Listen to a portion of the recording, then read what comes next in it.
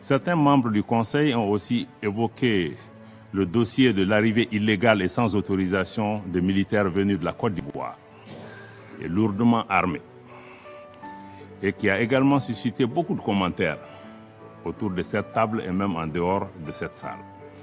Je note avec regret que le rapport du secrétaire général, malheureusement, omet encore une fois de faire référence à la note verbale MINUSMA /PERT/NV/226/222 en date du 22 juillet, par laquelle la mission elle-même établit clairement qu'il n'y a pas de lien. Encore une fois, mesdames et messieurs de la Norvège, des A3 et de l'Albanie, il n'y a pas de lien entre la mission et les 49 soldats qui sont arrivés sur le territoire malien.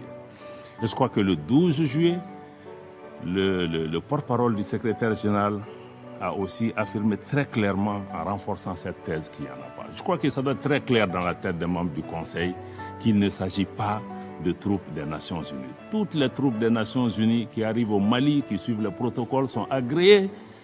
Leurs trucs sont facilités. Même hier, quand il y a eu l'incident, c'est en quelques heures que l'autorisation a été donnée pour l'évacuation des soldats. Donc je crois qu'il ne faut pas qu'on fasse d'amalgame à ce niveau. Donc la justice malienne est donc saisie de cette affaire, qui ne concerne pas les Nations Unies.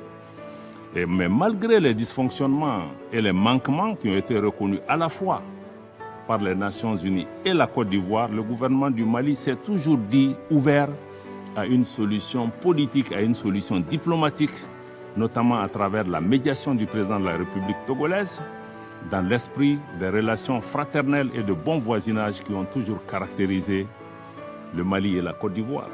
Nous sommes des pays frères avant tout. Cette médiation a déjà permis la libération, pour raisons humanitaires, de 3 soldats féminins.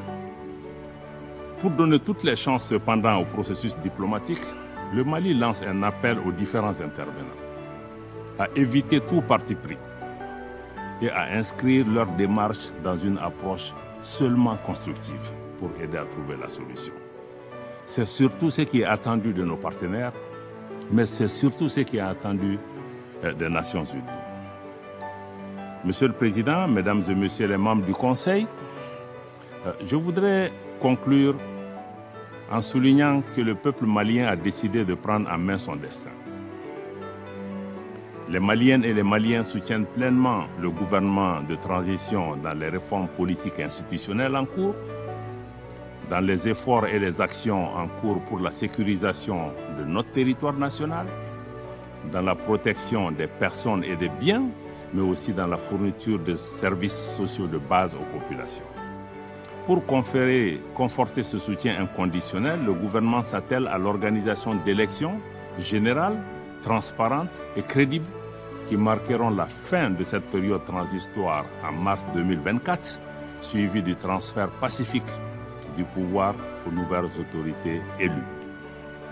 Le peuple malien dans son ensemble apprécie le soutien et l'accompagnement de l'ensemble de nos partenaires, je dis encore une fois de l'ensemble de nos partenaires, pour la réalisation des chantiers majeurs pour l'avenir de notre pays.